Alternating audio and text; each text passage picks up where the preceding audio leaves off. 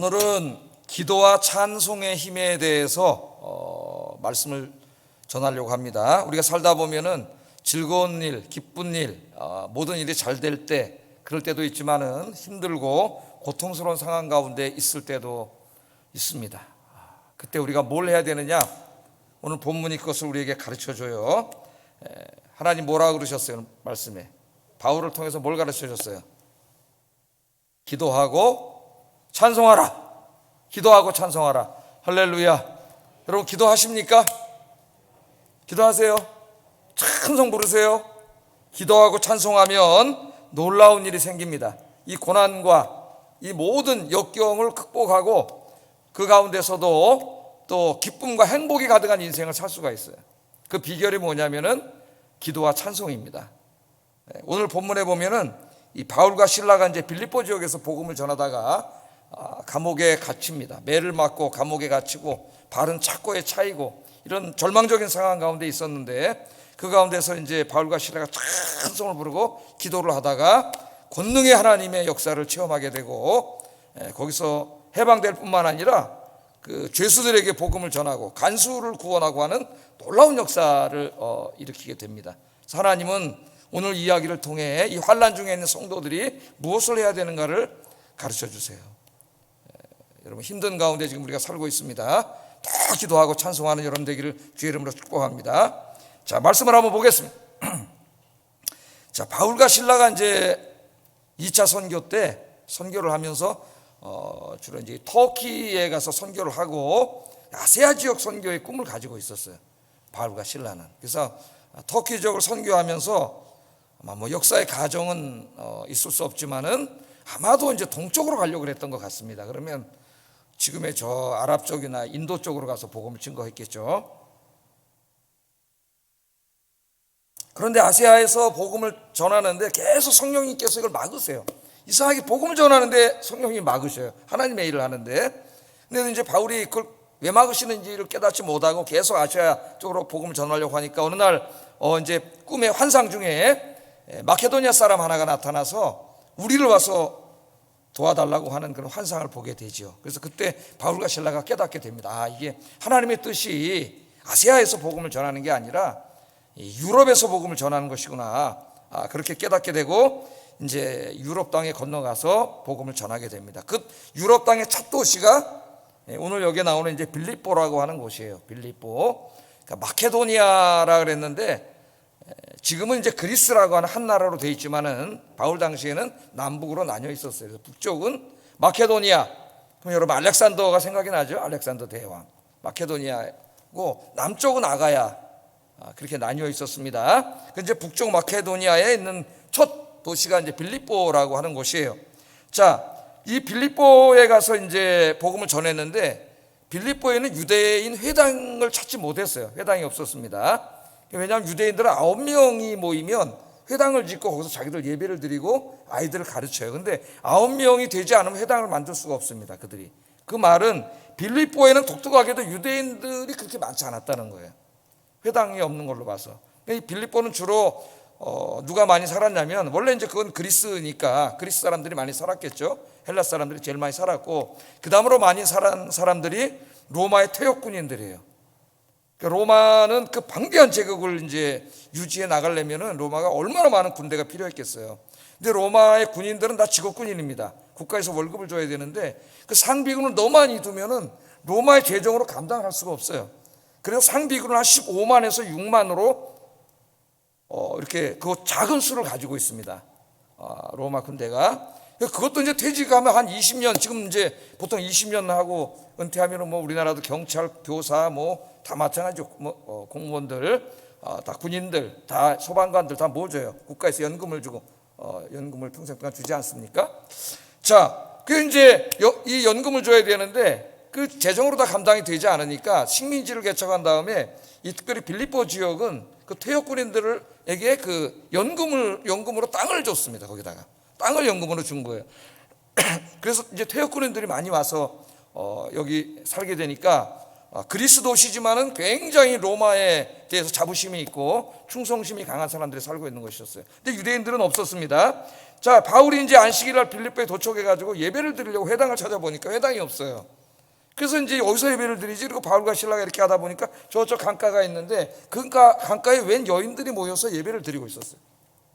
이제 대부분의 여인들은 유대 여성이었겠지만은 그 중에 이제 이방인 여성 한 여성이 있었는데 루디아라고 하는 여성이 있었습니다. 루디아는 천에다가 염색을 해가지고 그 염색한 천을 이제 배 타고 다니면서 다른 나라에 파는 이거 무역업을 하는 그 당시에 이제 여성인데 무역을 하는 사업을 하는 굉장히 이제 깬 여자였어요. 돈도 많이 벌고.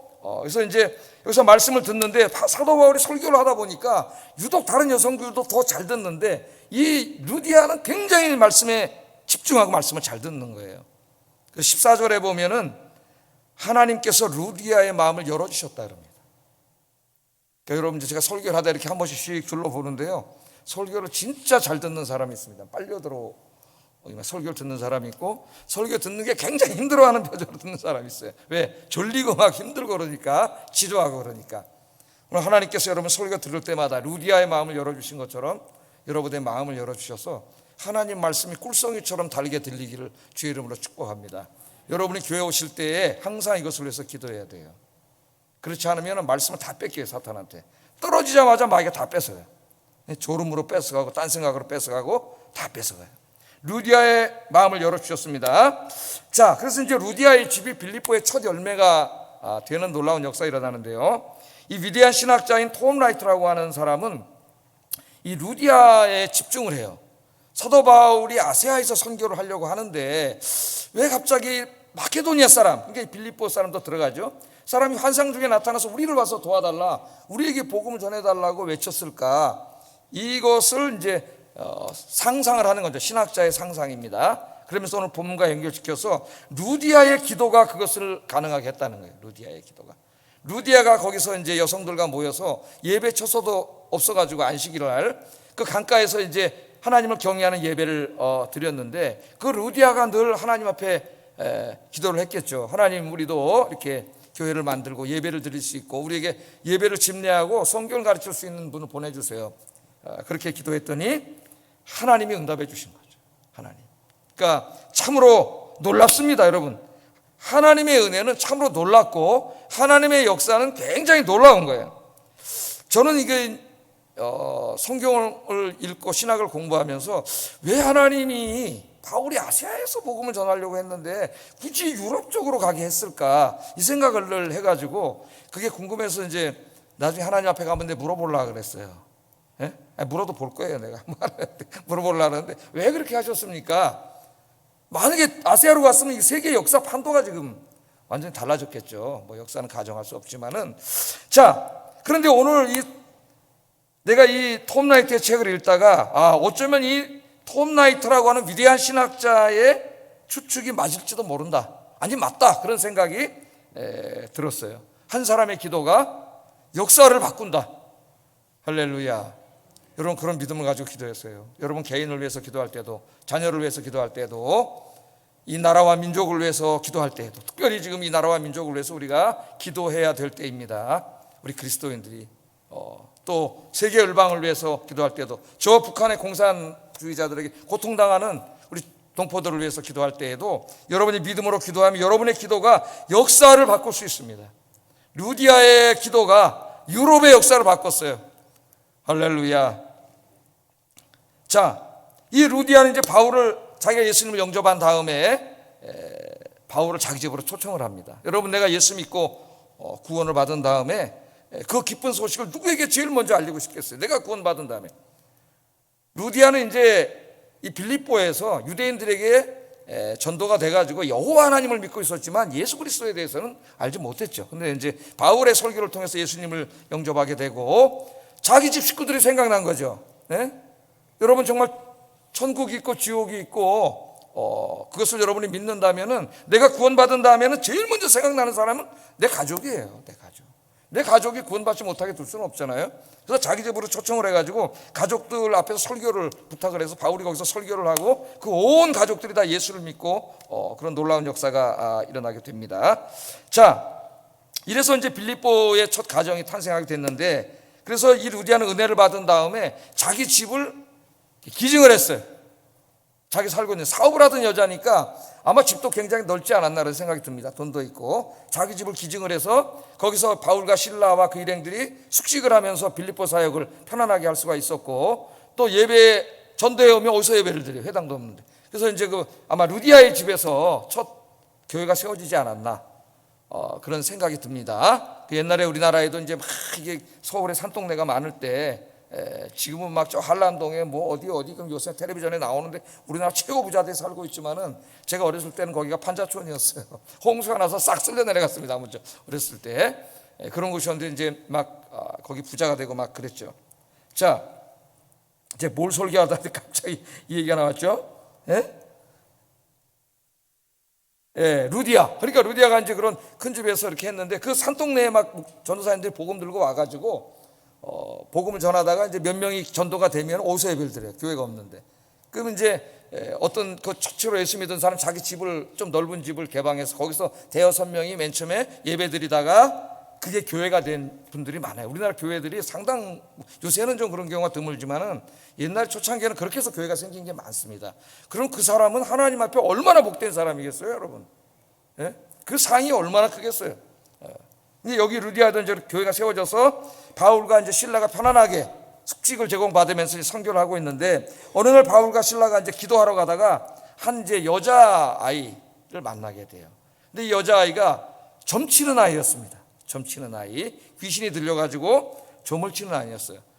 저 엊그제 이제 여기 이렇게 동네 한 바퀴, 또 홍대 쪽으로 한번 우리 사람 운동하려고 동네 한 바퀴를 하다가 그 메인 스트리트, 젊은이들이 찾는 메인 스트리트를 한번 걸어가 봤어요. 와, 거기 뭐 왜 이렇게 상인들도 많고 그런지 많은데 깜짝 놀란 거는 점집이 너무나 많다는 거예요. 우리 자녀들 20대 아이들이 가는 그곳에 점집이 너무나 많아요.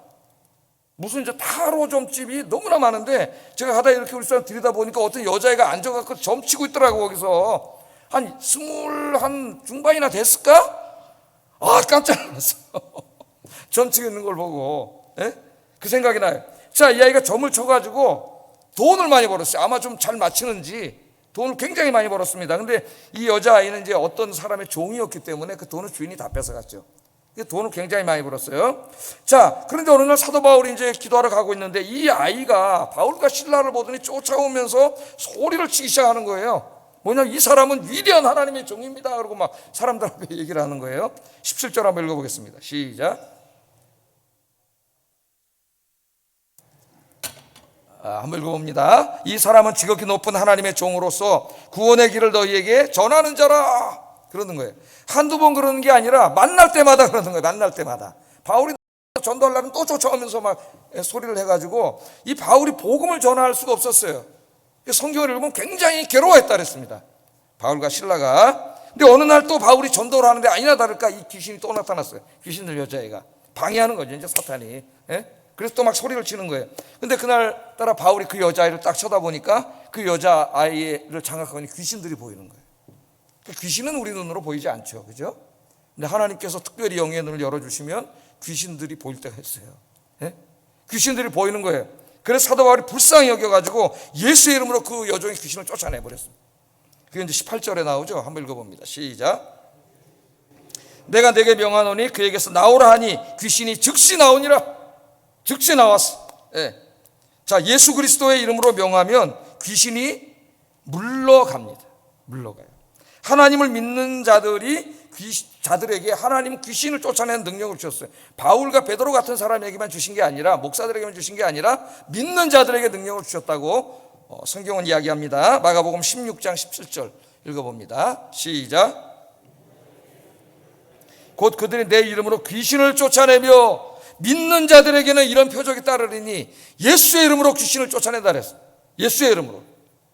여러분 보통 사람이 아니에요. 여러분은 예수의 이름, 능력의 이름을 가진 자예요. 여러분이 예수의 이름으로 명하면 귀신도 쫓겨나갑니다. 우리 그리스도인들은 예수님의 십자가와 부활의 복음을 증거하여 이 어두움의 영들에게 고통당하고 있는 사람들에게 새 삶을 찾아줘야 되는 이 사명이 우리에게 있어요. 그게 전도의 사명이에요. 믿지 않는 자들의 영을 장악해가지고 총명이 어두워지게 했다 그랬죠, 에베소 2장에. 그래서 진리이신 주님을 믿지 못하게 방해하고 있는 그들, 여러분 주 예수 그리스도의 십자가와 부활의 복음으로 그들을 귀신을 쫓아내고 구원하는 여러분 되길 주의 이름으로 축복합니다. 자, 이 여종은 이제 이 귀신으로부터 해방되어서 새 삶을 찾았습니다. 그동안 정상적인 삶을 살 수가 없었는데 새 삶을 찾았어요. 이 종은 너무나 기뻤는데 기쁘지 않은 한 사람이 있었습니다. 누구예요? 이 여종을 통해서 많은 돈을 벌어먹고 살던 있는데 이 주인이 너무나 화가 났어. 돈을 못 벌잖아요. 이제 점을 못 치니까. 귀신 나가니까 점을 못 쳐요. 돈을 못 버는 거예요. 그래서 화가 나가지고 바울과 실라를 관아에다 고발을 했다고 성경에 보면. 고발을 했는데 거짓말로 보고 고발을 했습니다. 뭐라고 고발했느냐? 20절 21절 한번 읽어보겠습니다. 시작. 20절 21절 시작. 우리가 받지도 못하고 행하지도 못할 풍속을 전한다 하거늘, 그렇게 말합니다. 이 사람이 유대인인데 우리 성을 굉장히 요란하게 하고 우리 로마인들이 받지도 못할 이상한 종교와 풍속을 우리에게 전하고 있습니다. 그게 거짓말로 고발을 했더니 이 관원들이 이 사람들의 고발을 그냥 무조건 받아들였어요. 사실 확인도 하지 않고 끌고 갔습니다. 끌고 가서 옷을 벗기고 때렸다 그랬어요. 때려서 감옥에 쳐넣었다 그랬어요. 22절 23절 읽어봅니다. 22절 23절 시작. 상관들이 옷을 찢어 벗기고 매로 치라 하여 많이 친 후에 옥에 가두고 관석에 명하여 든든히 지키라 하니라. 여기 이제 때린 사람들이 이게 치안, 그 빌립보 지역의 치안을 유지하던 경찰입니다. 경찰. 근데 경찰들을 이제 릭토르라고 했어요. 릭토르라고 하는 경찰들인데 이제 소요 같은 게 많이 나고 그랬잖아요. 소요를 굉장히 싫어해요. 로마들은 다 식민 통치하는 나라이기 때문에. 그래서 릭토르들이 치안 유지를 위해서 여기 이제 방망이를 차고 다녔어요. 우리도 옛날에 경찰에 보면 방망이 하나 차고 다녔잖아요. 근데 이 릭토르들은 하나가 아니라 여기 몽둥이가 여러 개 있습니다. 여러 개 달린 걸 차고 다니고 거기 도끼도 섞여 있어요. 그러니까 여기 이제 바울을 때렸다고 하는 것은 이 몽둥이 따발로 내려쳤다는 거예요. 그냥 몽둥이 따발로, 도끼도 달려있는 몽둥이 따발로 바울을 내려친 거예요. 사도 바울이 나중에 고린도후서 11장에서 고백하기를 자기는 이런 매를 3번 맞았다 그래요. 3번. 왜 맞았어요? 주님의 일을 하다가 3번. 그래서 고린도후서 11장 25절에 보면 내가 3번 태장으로 맞았다. 태장으로 맞았다는 말이 그 말이에요. 이 릭토르들의 몽둥이 따발로 맞은 거예요. 한 방 맞으면 그냥 그야말로 실신입니다. 실신. 저는 이제 군대에 있을 때 빠따를 맞아봤는데 진짜 쇠 파이프로 맞으면 뼈가 울려요. 뼈가 울려가지고 이 멍이 한 2, 3주 갑니다. 진짜 시퍼런 멍이. 그리고 며칠 동안 계속 욱신욱신해요. 근데 이 정도가 아니라 그냥 몽둥이 따발로 때렸으니까 얼마나 그거 했겠어요. 때려서 감옥에다 가둔 다음에 그냥 감옥만 가둔 것이 아니라 발에다 착고를 채워버렸어요. 착고 여러분 아시죠? 그 영화 같은 데 보면 옛날 그 사극에 보면 쇠줄로 이렇게 달아가지고 쇠갈고리에 서 발에다 콱 채워버리잖아요. 이걸 발에다 채우면은 이렇게 누울 수도 없어요. 잘. 그리고 이제 막 굉장한 경련이 오고 아프다 그럽니다.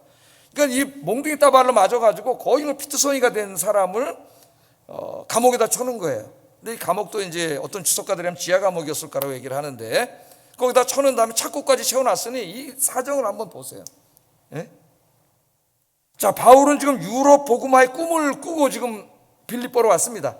환상을 보고 성령의 인도하심을 따라 빌립보로 왔는데 이게 뭐 빌립보에서 복음을 전하기도 전에 에베소, 고린도, 로마는 고사하고 빌립보에서 복음도 전하기 전에 이게 매 맞아가지고 감옥에서 죽게 생겼어요.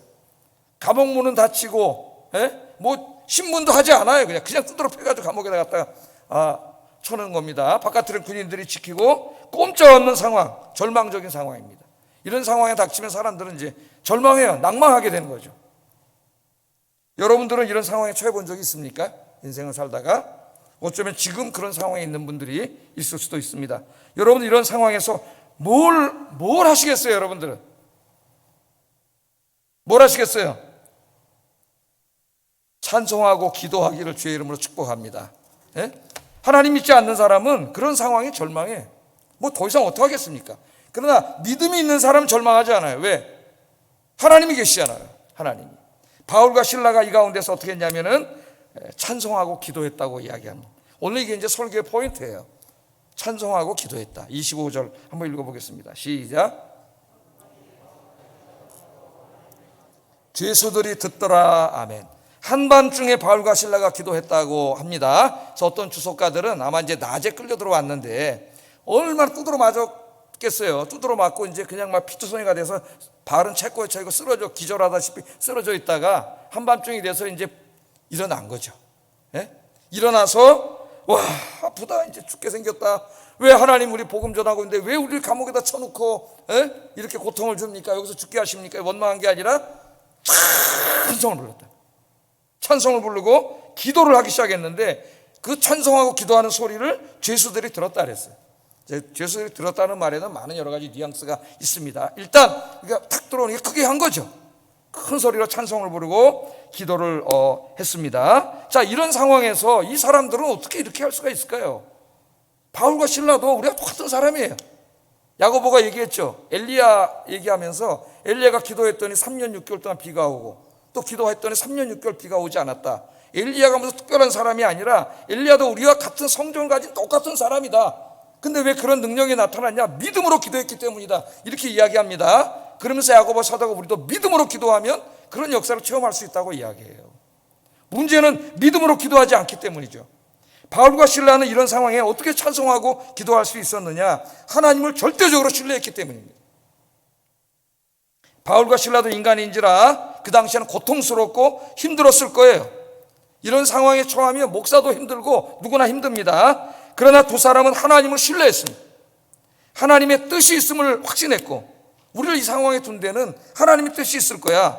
그걸 확신했고 또한 자기 둘이 감옥에 갇혀 있지만 자기 둘만 있는 게 아니라 이 감옥 속에 전능하신 하나님이 함께 계심을 확신했습니다.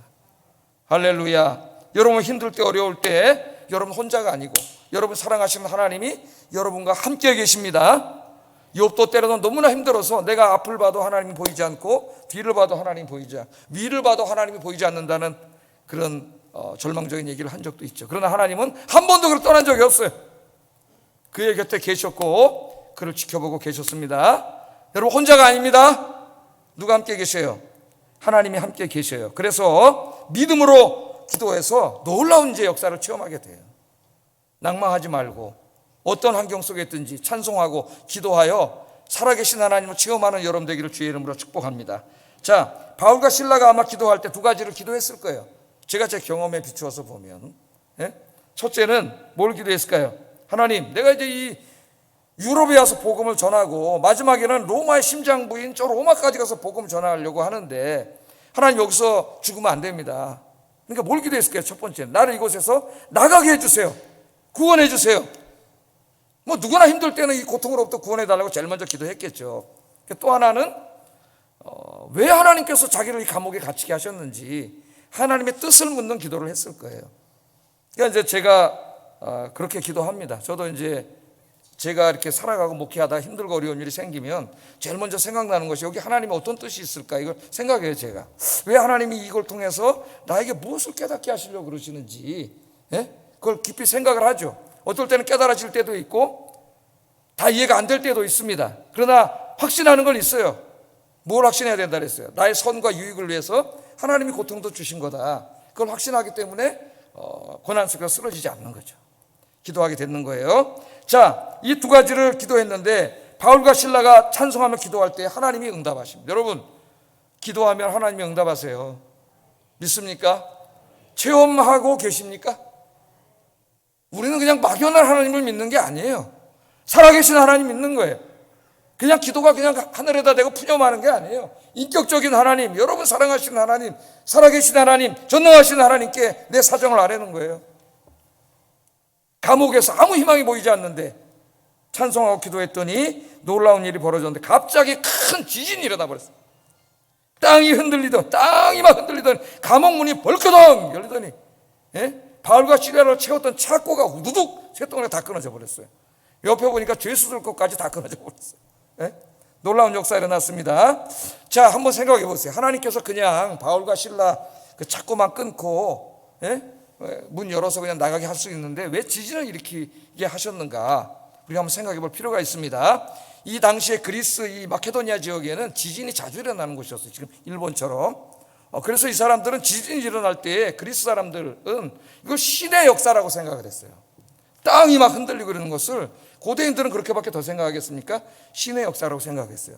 근데 지금 이들이 밤에 뭘 들었어요? 간수들도 죄수들도 바울과 실라가 감옥에서 그냥 하나님의 찬양을 노래를 부르더니 저놈들이 미쳤나? 막 하나님 앞에 기도하는 기도 소리를 들었잖아요. 근데 갑자기 막 지진이 일어나는 거예요. 그러니까 여기 있는 죄수들과 간수들이 뭐라고 이해했을까요? 저 사람 둘이 기도하는 저들의 신인 여호와가 역사하는구나. 할렐루야. 그것을 깨닫지 않았겠어요? 그래서 복음이 증거되지 않았겠습니까? 자, 그런데 지진이 일어났는데, 원래 지진이 일어나면 어떻게 돼요? 땅도 갈라지고 흔들려가지고 지하 감옥이랑 다 무너져서 거기 사람 다 죽어야 됩니다. 그런데 지진이 나서 땅은 흔들리는데 아무것도 문제가 일어나지 않아요. 뭐만 문제요? 옥문만 열리고 창구만 풀리고 자유만 얻어진 거예요. 이것을 누가는 강조하면서 이 역사가 우연히 일어난 지진이 아니라 기도의 응답으로 하나님이 역사하신 것임을 우리에게 강조하고 있습니다. 사도 바울은 이 체험을 통해서 평생 잊지 못할 놀라운 체험을 하게 돼요. 지금 이와 같은 절망적인 상황이 어디 있어요? 살 소망이 끊어진 그런 가운데 있었지만은, 인간의 방법으로는 도저히 나갈 길이 보이지 않았지만은, 그 가운데서도 하나님을 신뢰하고 믿고 찬송하며 기도할 때에 하나님께서 지진을 일으켜서라도 구원해 주시더라. 할렐루야. 바울은 이걸 체험하게 됩니다. 이게 굉장히 중요해요. 유럽 선교의 관문이에요. 첫 번째 시작입니다. 앞으로 우리가 고린도후서 11장을 읽어보면 바울은 엄청나게 많은 고난을 당해요. 어떨 때는 배 타고 가는데 풍랑이 일어나서 3주 동안 막 풍랑이 몰아치는 바다에 생사를 알 수 없이 표류한 적도 있습니다. 그 두려움 속에서. 그때마다 사도 바울은 중요한 걸 깨닫게 항상 생각했어요. 바로 이 사건. 아무리 내가 힘들고 어렵고 절망적인 상황에 있어도 찬송하고 기도할 때 하나님이 역사하신다. 하나님이 도와주신다. 할렐루야. 여러분, 기도하고 하나님의 응답을 체험한 사람들은 그 믿음이 흔들리지 않아요. 내가 어떤 굉장한 절망 속에, 고통 속에 있는데 그때 정말 내가 정신을 차리고 찬송하면서 기도하여서 하나님의 정말 능력의 역사를 체험했다고 한번 생각해 보세요. 절대로 잊어먹지 않죠, 이 체험을. 그래서 앞으로는 어떠한 이 고난 속에서도 흔들리지 않는, 어떠한 풍랑 속에서도 흔들리지 않는 그런 진짜 믿음의 사람이 됩니다. 하나님은 우리가 그런 사람이 되기를 원하세요. 조금만 힘들면 주저앉고 낙마하고 원망하고 그런 어린아이 같은 아이가 아니라 이런 풍랑을 통해서 점점 강해져가지고 어떠한 풍랑에도 흔들리지 않고 하나님을 의지하고 나가는 사람, 그런 사람이 되기를 원하세요.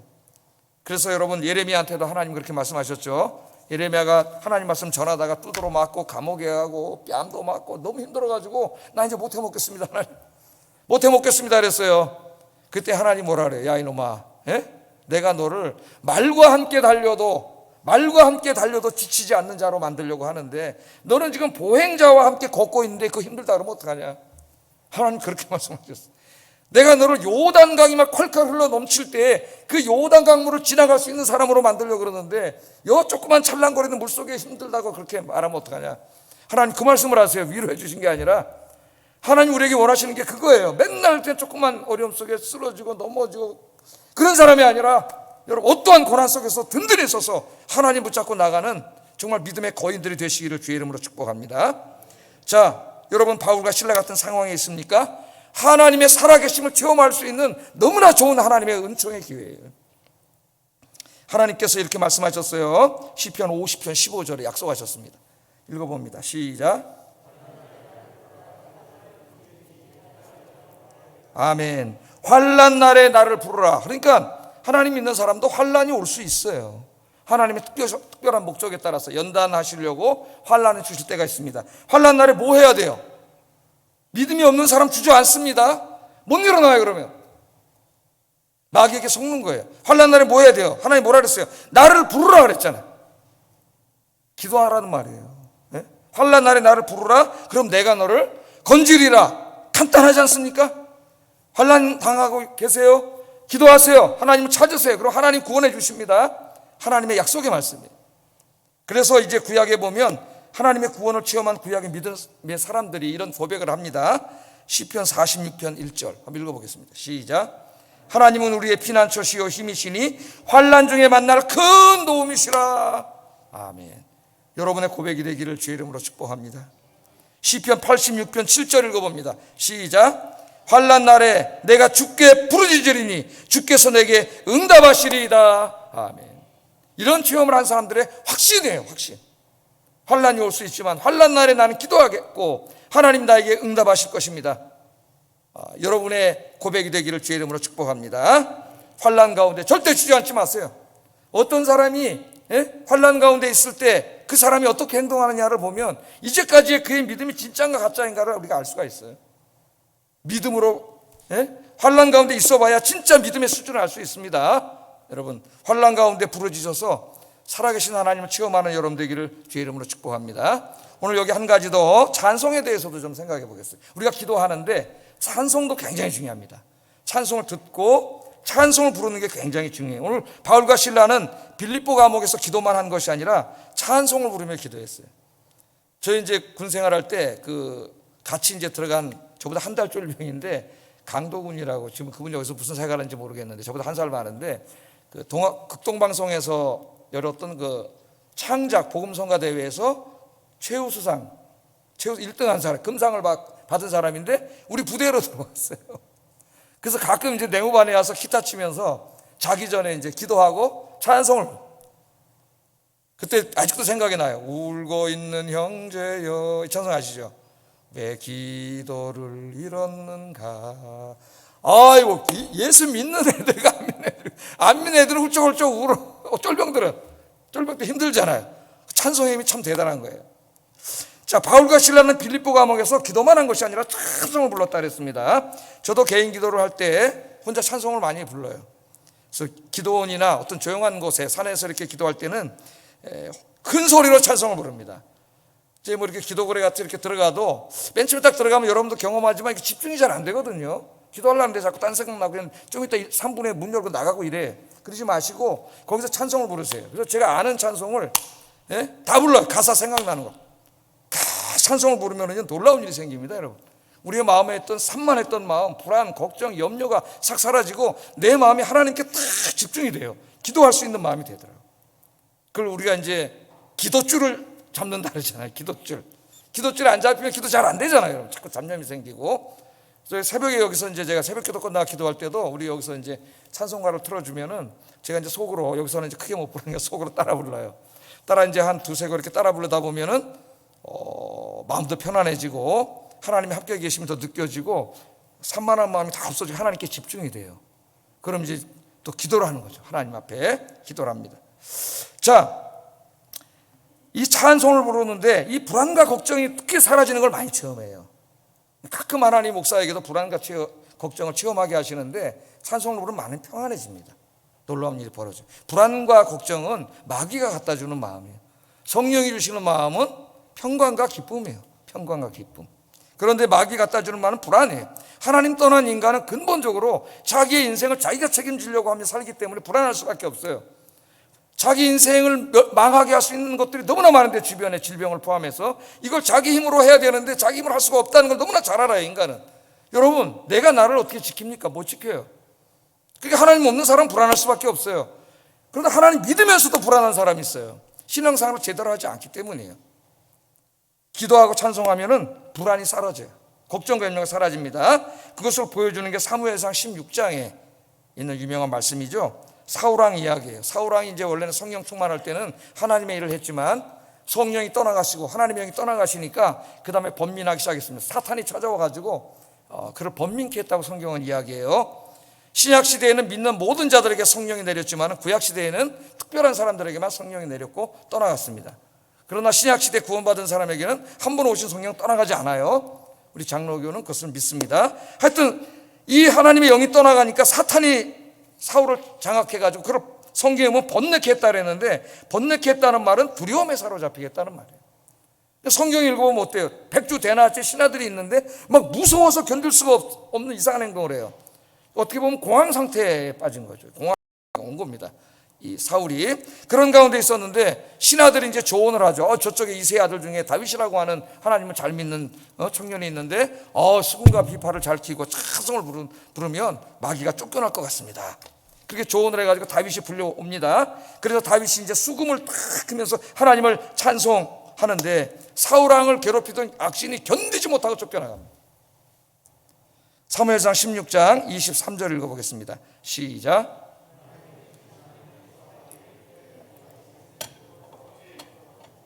사울이 상쾌하여 났고 악령이 그에게서 떠나더라. 아멘. 자, 이걸 통해서 볼 때 사울이 무슨 가사가 달린 노래를 부른 게 아닙니다. 곡을 연주했어요. 그러니까 많은 사람들이 곡은 중립적이고 그 곡을 어떻게 사용하느냐에 따라서 달라진다고 얘기하는데 그 천만의 말씀입니다. 오늘 성경을 보면 그는 연주했을 뿐이에요. 그런데 사탄이 쫓겨나갔어요. 그러니까 곡은 절대 중립적이지 않습니다. 여러분, 어떤 작곡가가 곡을 만들 때 아무 생각 없이 만들지 않아요. 거기에 작곡가의 의도, 세계관 이런 게 반영이 됩니다. 이건 그림도 마찬가지고 모든 게 마찬가지죠. 제가 오늘 설교하고 강연할 때에도 저의 세계관과 여기 저의 생각과 의도와 목적이 포함되어 있지 막 그냥 하지 않죠. 제가 설교를 통해 의도하려고 하는 게 있는 거예요. 곡도 다 마찬가지예요. 곡 자체가 좋은 곡이 있고 좋지 않은 곡이 있습니다. 그래서 한스 로흐마커라고 하는 사람은 이 오페라 음악을 교회 찬송으로 사용하는 것도 반대예요. 근데 어떻게 보면 좀 지나칠 수도 있습니다. 그렇게 따지면 우리 찬송가도 18세기에 다 유행가였기 때문에. 그런데 그걸 반대하죠. 그러니까 옛날에 이제 막 구도자 예배 드린다 그래가지고 젊은 층이 이제 뭐 구도자 예배 이렇게 해가지고 막 찬송을 이제 락 음악 같은 데다가 가사를 붙여가지고 막 옛날에 불렀습니다. 막 뭐 로만 16, 17, 팡팡 이렇게 불렀는데 그건 아니라고 봅니다. 물론 한스 로흐마커는 좀 지나쳤을 수 있지만 이 곡이 좋은 곡이 있고 나쁜 곡이 있어요. 분명히 우리에게 평안과 기쁨을 주고, 어떤 곡은 들으면 그렇죠. 어떤 곡은 들으면 굉장히 더 우리를 불안하게 하고 말초신경을 자극하고 이게 타락의 길로 이끄는 곡도 있어요. 그러니까 곡이 굉장히 중요해. 곡이. 자, 하여튼 사도 바울이 이 자기가 그 양을 치면서 기도하면서 영감 속에 작곡했던 곡을 다 수금으로 찬양했더니 귀신이 견디지 못하고 나갔잖아요. 귀신이 쫓겨나갔습니다. 여러분, 불안과 두려움과 공포로 시달리는 분이 있습니까? 우울과 슬픔 가운데 빠진 분이 있습니까? 찬송하세요. 찬송 부르면 놀라운 역사가 일어납니다. 찬송은 곡조 있는 기도예요. 그래서 찬송을 부르세요. 요새 뭐 찬송 부르는데 컴퓨터나 핸드폰 들으면 유튜브 같은 데 찬양 좋은 것들이 많이 나와 있습니다. 좋은 찬송도 새로 배우시고 찬송 부르고 또 따라 부르고 자꾸 듣다 보면 곡이 익숙해져요. 굉장히 은혜가 돼요. 그래서 종교교역가 중에 찬송의 힘을 제일 잘 아는 사람이 마틴 루터입니다. 칼빈은 좀 별로예요. 그쪽은. 나 마틴 루터는 그 신학도 했지만은 그 음악을 굉장히 중요시하게 여긴 사람이에요. 그래서 마틴 루터가 작곡한 노래들이 있죠. 찬송가에 있습니다. 그 찬송 곡에다가, 좋은 곡에다가 복음을 붙여서 불렀더니 이게 그냥 설교만 할 때보다는 엄청난 효과가 있다는 걸 깨달은 사람이 루터예요. 그래서 루터가 위대한 사람이에요. 훌륭한 사람이고. 그래서 여러분 찬송을 부르세요. 여러분 이 바울과 실라가 감옥에서 무슨 찬송했을 것 같아요? 네? 무슨 찬송했을 것 같아요? 유대인들은 이 찬송을 부를 때 시편에다가 자기들의 독특한 음률, 곡이라고 하면 곡이라 할 수 있는데 이걸 붙여서 노래를 불렀습니다. 그래서 이걸 쌈즈라 그래요. 쌈즈. 보통 유럽 교회들이 부르고요. 우리가 부르는 이 찬송가는 영미교회의 영향을 받은 그런 노래들입니다. 지금도 유럽 교회 중에 이런 노래 안 부르는 교회도 있어요. 쌈즈만 부르는 사람들이 있어요. 시편을 노래했어요. 그 어떤 주석가는 분명히 시편을 노래했을 것이고 그렇다면 141편, 143편을 찬송했을 것이라고 얘기하는데 상당히 일리가 있다고 봅니다. 141편, 43편이 고난 속에서 하나님의 도움을 구하는 노래들이에요. 한 절씩 읽어보면은 141편 1절에 여호와여 내가 주를 불러싸우니 내게 옷이옵소서. 내가 주께 부르짖을 때에 내 음성에 귀를 기울이소서. 또 시편 142편 1, 2절에 내가 소리내어 주께 부르짖으며 소리내어 여호와께 간구하는도다. 내가 내 원통함을 그 앞에 토로하며 내 우환을 그 앞에 진술하는도다. 또 시편 143편 1절 여호와여 내 기도를 들으시며 내 기도에 간구에 귀를 기울이시고 주의 진실과 의로 내게 응답하소서. 아마 여기에다 곡을 붙여서 찬송 불렀을 거예요. 하나님의 도움을 간구하는. 그래 얼마나 믿음이 생기고 힘이 나고 확신이 생겼겠습니까? 그때 그냥 지진이 일어나면서 놀라운 역사가 일어나는 거예요. 여러분, 마음이 낙심되고 절망이 몰려올 때 요새는 좋은 노래가 너무 많습니다. 이런 찬송을 한번 불러보세요. 나의 등 뒤에서 나를 지키시는 주, 때때로 뒤돌아보면 여전히 계시고 잔잔한 미소로 받아주시며 나를 지켜주시네. 일어나 걸으라 내가 새 힘을 주리니 일어나 걸으라 내가 너를 도우리라. 이 노래 알잖아요. 제가 힘들 때 어려울 때 불렀더니 너무나 힘이 되더라고요. 확신이 생기고 정신 바짝 차리고 다시 일어나게 만들어줘요. 마음이 불안하고 두려움이 가득할 때는 이런 찬송을 불러보세요. 내 마음에 솟아난 이 평화는 깊이 묻힌 보배로다. 나의 보화를 캐내어 가져갈 자 그 누구리 안심일세. 평화로다. 하늘 위에서 내려오네. 그 사람의 그 사랑의 물결이 영원토록 내 영혼을 덮으소서. 여러분 찬송을 부르면 제가 체험해 보니까 마음이 편해지고 샬롬이 이루어져요. 여러분 불안하고 두려우면은 정상적인 생활을 할 수가 없어요. 찬송을 불러보세요. 성령님이 역사하셔서 내 마음의 모든 불안 두려움을 몰아내고 내 마음 편하게, 그게 샬롬이에요. 샬롬. 여러분 기도와 찬송으로 이 하나님의 권능의 역사와 이 평온의 역사를 체험하기를 주의 이름으로 축복합니다. 기도하겠습니다. 말씀을 생각하면서 기도하겠습니다. 제가 2번까지 설교를 안 했어요. 시간이 많이 가서 1번만 기도하겠습니다. 나의 모든 상황 속에서 늘 찬송하며 기도하게 하시고 기도와 찬송을 들으시고 역사하시는 권능의 하나님을 늘 체험하게 하소서. 기도하겠습니다.